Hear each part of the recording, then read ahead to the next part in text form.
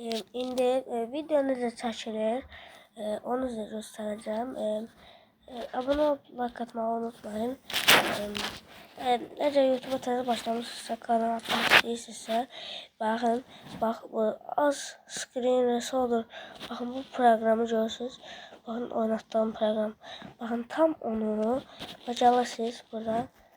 Bir dəqiqə, Play Marketdə yazırsınız.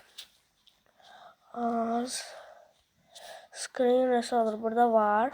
Bakın, ekran kaydedici bu değil. Benim size önerdiğim bir tanesi var. Bakın, tam da burada gösterebilsem size göstereceğim. Benim işlətdiyim program, bakın, budur. Az screen record.